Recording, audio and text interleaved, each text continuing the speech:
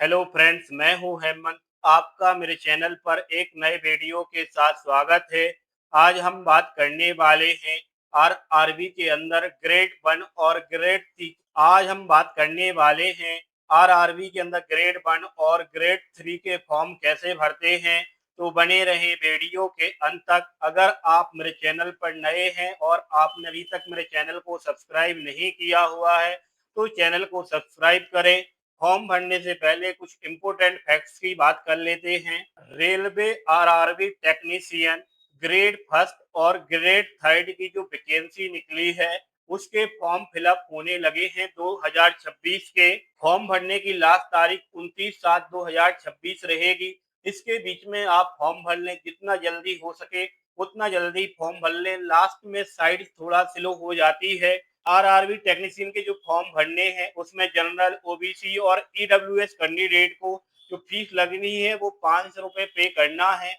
अगर कोई candidate economical weaker में आता है तो उसके 250 रुपए कम लगेंगे। अगर एससी, एसटी और फिजिकल हैंडीकैप कैंडिडेट को जो फीस भरनी है वो 250 रुपए पेमेंट करनी है और जो ऑल कैटेगरी फीमेल रहेंगी उनको 250 रुपए पे करना होगा। आरआरबी टेक्नीशियन के लिए एजुकेशन क्वालिफिकेशन कुछ इस प्रकार है। अगर आप 10th प्लस आईटीआई हैं तो आप फॉर्म भर पाएंगे, और अगर आपने ग्रेजुएशन किया हुआ इंजीनियरिंग से, इलेक्ट्रॉनिक्स वगैरह से, तो भी आप इसका फॉर्म भर पाएंगे। फॉर्म भरने के लिए जो एज रिलैक्सेशन और इसका लिमिटेशन है वो मिनिमम 18 साल का होना चाहिए, अधिकतम 30 साल का होना चाहिए। लेकिन अगर आरआरबी एज रिलैक्सेशन देता है 3 से लेकर के 5 साल का, वो भी आप लोगों को मिल सकता है अगर आप रिजर्वेशन की कैटेगरी में आते हैं। तो अब हम आगे बात करने वाले फॉर्म कैसे भरेगा। ब्राउजर ओपन हो जाने के बाद हम टाइप करते हैं आरआरबी अप्लाई और इंटर कर देते हैं। इसके बाद हमारे सामने rrbapply.gov.in की वेबसाइट आ जाती है। हम इस लिंक पर क्लिक करते हैं, जिसके बाद हम आरआरबी की वेबसाइट पर पहुंच जाते हैं।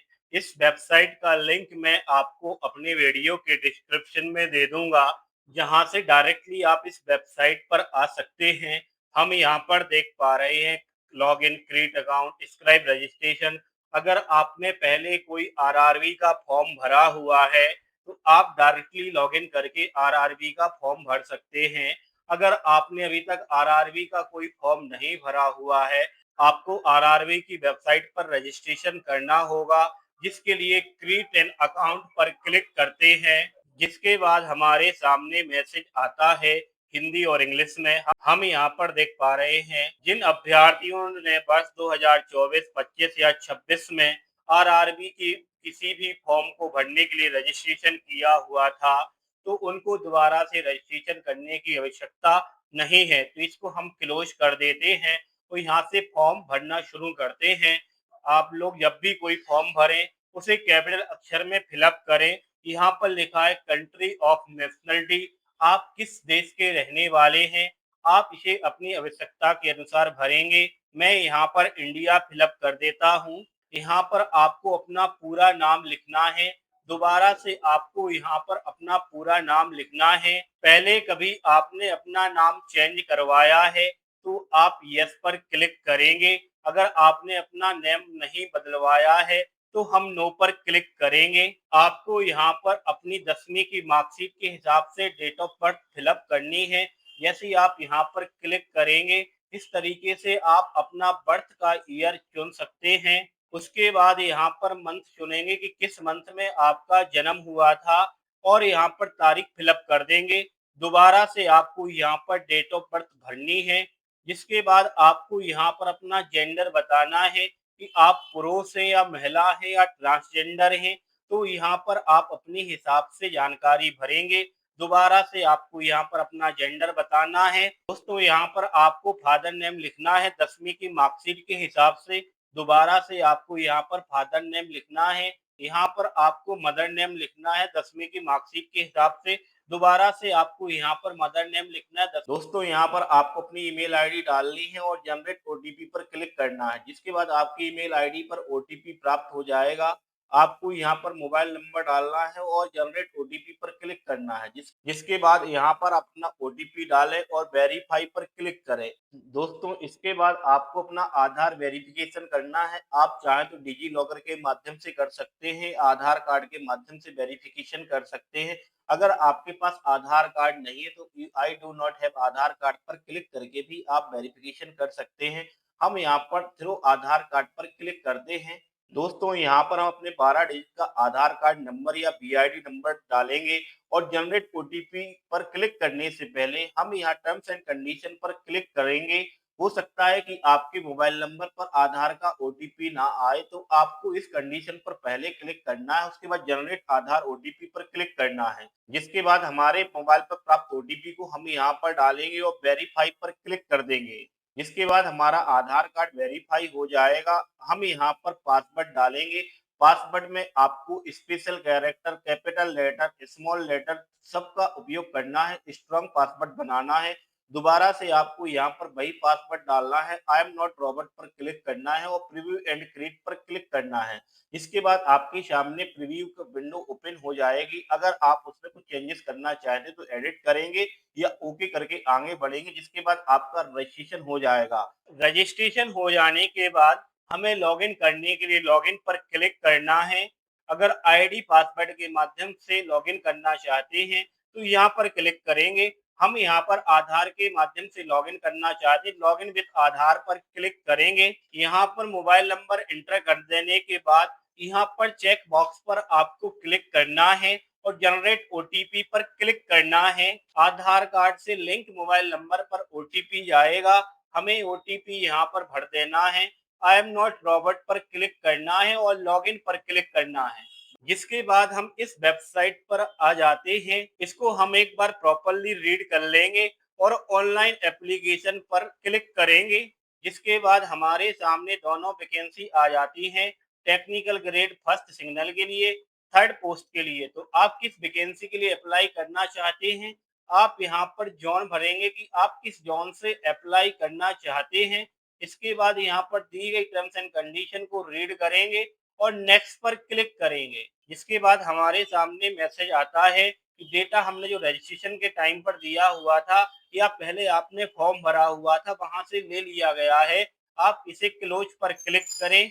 मार्शियल स्टेटस, आप मैरिड हैं या अनमैरिड, आप इसे अपनी आवश्यकता के अनुसार फिलअप करेंगे। आपका धर्म कौन सा, हिंदू, मुस्लिम, क्रिश्चियन, सिख, बौद्ध, जैन, पारसी, अदर, तो आप यहाँ पर अपनी आवश्यकता के अनुसार फिलअप करेंगे। यहाँ पर आपको अपनी मातृभाषा भरनी है कि आपकी मातृभाषा क्या है। यहाँ पर हमको भरना है कि किस लैंग्वेज में हम एग्जाम देना चाहते हैं। इसे हम अपनी आवश्यकता के अनुसार चुनेंगे। इसके बाद हमें यहाँ पर कम्युनिटी डिटेल भरनी है कि किस कैटेगरी को हम रिप्रेजेंट करते हैं। अगर आप जनरल में आते हैं तो आप यूआर का चुनाव करेंगे। अगर आप शेड्यूल कास्ट में आते तो एससी का चुनाव करेंगे। अगर आप एसटी में आते तो एसटी, ओबीसी, ईडब्ल्यूएस, आप इसे अपनी आवश्यकता के अनुसार फिलअप करेंगे। अगर आप रिजर्वेशन कैटेगरी को रिप्रेजेंट करते हैं तो आपसे यहाँ पर पूछा जाता है, तो आपको आई अंडरस्टैंड एंड एग्री पर क्लिक करना है। उसके बाद आपको यहाँ पे सब कैटेगरी पूछी जाती है कि आप क्रीमी लेयर या नॉन क्रीमी लेयर किसके अंतर्गत आते हैं। तो आप इसे अपनी आवश्यकता के अनुसार फिलअप करेंगे और यहाँ पर नोटिफिकेशन आ जाता है कि अगर आपकी 8 लाख से आय कम है तो आप नॉन क्रीमी लेयर में आएंगे। अगर आपकी आय 8 लाख से अधिक है तो आप क्रीमी लेयर में आएंगे और आई अंडरस्टैंड एंड एग्री पर क्लिक करके आगे बढ़ते हैं। यहाँ पर नेम ऑफ कास्ट लिखेंगे कि आपकी कास्ट क्या है, जैसे कुशवाहा, पटेल। तो इसके बाद आपको यहाँ पर अपना सर्टिफिकेट नंबर डालना है। आपका सर्टिफिकेट किसने बनाया है उसकी डिटेल आपको यहाँ पर फिलअप करनी है। आपका सर्टिफिकेट किस डेट को बनाया गया था उसकी जानकारी आपको यहाँ पर भरनी है। आपको यहाँ पर अपना पोस्टल एड्रेस फिलअप करना है। यहाँ पर आपको अपना प्रेजेंट एड्रेस भरना है। आप किस राज्य के रहने वाले उसकी जानकारी आप यहाँ पर फिलअप करेंगे। कौन सा जिला आपका है उसकी जानकारी आप यहाँ पर भरेंगे। आप यहाँ पर अपने आधार कार्ड के हिसाब से पूरा पता भरेंगे। आपके नजदीक सिटी कौन सी उसकी जानकारी यहाँ पर भरेंगे। आपको पिन कोड नंबर यहाँ पर डालना है। अगर आपका परमानेंट एड्रेस और प्रेजेंट एड्रेस एक समान है तो आपको यहाँ पर क्लिक करना है। जिसके बाद आपका जो प्रेजेंट एड्रेस में एड्रेस डला हुआ है वह परमानेंट एड्रेस में ऑटोमेटिकली आ जाएगा। सारी जानकारी भर देने के बाद नेक्स्ट पर क्लिक करना है। हमारे सामने कुछ इस प्रकार से मैसेज आता है, इसको रीड करने के बाद क्लोज करेंगे। यहाँ पर हमसे एक्स सर्विसमैन की जानकारी पूछी जाती है। अगर आप एक्स सर्विसमैन है तो यस करेंगे, एक्स सर्विसमैन नहीं है तो नो पर क्लिक करेंगे। हमें यहाँ पर विकलांगता से संबंधित जानकारी देनी है। अगर हम विकलांग नहीं है तो नो पर क्लिक करेंगे, अगर हम विकलांग है तो यस पर क्लिक करेंगे, नहीं तो नो पर क्लिक करेंगे। आपको लिखने में कोई प्रॉब्लम है तो आप यस करेंगे, अन्यथा नो पर क्लिक करेंगे। अगर आपके पास ईबीसी सर्टिफिकेट है तो आपको यहाँ पर यस करना है, अन्यथा नो करना है। यहाँ पर टर्म्स एंड कंडीशन लिखी हुई है। अगर आपके पास ईबीसी सर्टिफिकेट है तो यह सिर्फ आपकी फीस के लिए काम करेगा, ना कि जॉब के लिए। अगर आप इंडियन रेलवे में जॉब कर रहे हैं तो आप यस करेंगे, अन्यथा नो करेंगे। अगर आप रेलवे डिपार्टमेंट के अलावा किसी और डिपार्टमेंट में काम कर रहे हैं तो आप यहाँ पर अपनी आवश्यकता के अनुसार चुन सकते हैं। अगर आप रेलवे या किसी डिपार्टमेंट में अभी काम नहीं कर रहे हैं तो नॉट एप्लीकेबल का चुनाव करेंगे। यहाँ पर बैंक डिटेल और फीस रिफंड के लिए आपको यहाँ पर अपना 12 डिजिट का आधार नंबर डालना है। अगर अकाउंट नंबर चेंज करना चाहते हैं तो चेंज अकाउंट डिटेल पर क्लिक करेंगे। उसके बाद नेक्स्ट पर क्लिक करेंगे, जिसके बाद हमारी यहाँ पर एजुकेशन डिटेल आ जाएगी। हमने पढ़ाई क्या की उसकी डिटेल यहाँ पर फिलअप रहेगी। अगर इसमें कुछ और डिटेल आप जोड़ना चाहते हैं, अगर आप कोई और क्वालिफिकेशन जोड़ना चाहते हैं तो आप यहाँ पर सिलेक्ट करेंगे। इसके बाद आपने डिग्री ऑफ इंजीनियरिंग का सिलेक्शन किया हुआ है तो किस सब्जेक्ट से आपने पढ़ाई की उसकी जानकारी आपको यहाँ पर फिलअप करनी है। यहाँ पर आपको उस कोर्स का नाम लिखना है जिसका आपके पास सर्टिफिकेट है और किस राज्य से आपने पढ़ाई की हुई है उसकी जानकारी आपको यहाँ पर फिलअप करनी है। यहाँ पर आपको उस जिले का नाम भरना है जहाँ से आपने पढ़ाई की हुई है। यहाँ पर आपको यूनिवर्सिटी का या कॉलेज का नाम लिखना है। यहाँ पर आपको डेट ऑफ पासिंग लिखनी है कि पासिंग डेट क्या है। यहाँ पर आपको अपना परसेंटेज फिलअप करना है दशमलव के 2 अंकों तक और ऐड पर क्लिक कर देना है। एजुकेशन डिटेल फिलअप कर देने के बाद नेक्स्ट पर क्लिक करते हैं। फोटो अपलोड करने के लिए यहाँ पर टर्म्स एंड कंडीशन लिखी हुई है, आपको इसे रीड करना है। आपने जो कपड़े पहने वो नॉन वाइट कपड़े हों, लाइट आपकी अच्छी आनी चाहिए, आपका जो कैमरा का पोजीशन है बिल्कुल आंखों के सामने होना चाहिए, डायरेक्टली आप कैमरे की ओर देखें। ये सारी कंडीशन रीड कर देने के बाद फोटो कैप्चर करते हैं। अगर हम फोटो मोबाइल से कैप्चर करना चाहते तो इस ऑप्शन का चुनाव करेंगे। अगर हम कंप्यूटर से फोटो कैप्चर करना चाहते तो हम कैप्चर लाइव इमेज का उपयोग करेंगे। फोटो अपलोड हो जाने के बाद हमें सिग्नेचर अपलोड करना है। सिग्नेचर जो करें not in a block capital और डिसजॉइन लेटर में रहें। सिग्नेचर जेपीजी फॉर्मेट में होना चाहिए और जिसकी जो लंबाई और चौड़ाई है उसकी 140 से लेकर 160 पिक्सल के बीच होना चाहिए और साइज फोटो की 30 केबी से 49 केबी के बीच होना चाहिए। सिग्नेचर अपलोड कर देने के बाद यहाँ टर्म्स एंड कंडीशन पर क्लिक करेंगे और नेक्स्ट पर क्लिक करेंगे। दोस्तों हमें यहाँ पर उस वैकेंसी की जानकारी पहले फिलअप करना है जिसे हम प्रायोरिटी फर्स्ट देना चाहते हैं, जिसके लिए प्लस पर क्लिक करेंगे। सारी वैकेंसी फिलअप कर देने के बाद नीचे दिए गए चेक बॉक्स पर क्लिक करेंगे और यहाँ पर दिए गए टर्म्स एंड कंडीशन को रीड करेंगे और चेक बॉक्स पर क्लिक करेंगे। किस प्लेस से आप फॉर्म भर रहे हो उसकी जानकारी यहाँ पर भरेंगे और प्रीव्यू एप्लीकेशन पर क्लिक करेंगे। हमारे द्वारा जो जानकारी भरी गई थी वो फॉर्म में आ जाएगी, इसको एक बार हम रीड कर लेंगे। अगर हमारे द्वारा भरी गई जानकारी सही है तो चेक बॉक्स पर क्लिक करेंगे और सबमिट पर क्लिक करेंगे। जिसके बाद हम पेमेंट गेटवे पर पहुंच जाते हैं तो हम पे विथ एसबीआई पे पर क्लिक करेंगे। इसके बाद टर्म्स एंड कंडीशन दी गई, इसको रीड करने के बाद आई एग्री पर क्लिक करने के बाद प्रोसेस पर क्लिक करेंगे। अब पेमेंट हम किस माध्यम से करना चाहते हैं तो यहाँ पर हम अपनी आवश्यकता के अनुसार चुनेंगे, debit card, credit card, net banking और यूपीआई। आप यहाँ पर अपनी आवश्यकता के अनुसार चुनकर यहाँ पर यूपीआई क्यूआर पर, जिसके बाद यूपीआई क्यूआर पर क्लिक करेंगे और पे नाउ पर क्लिक करेंगे। इसके बाद क्यूआर कोड को मोबाइल में स्कैन करके पेमेंट कर देंगे। पेमेंट हो जाने के बाद आपके सामने प्रिंट आउट आ जाएगा।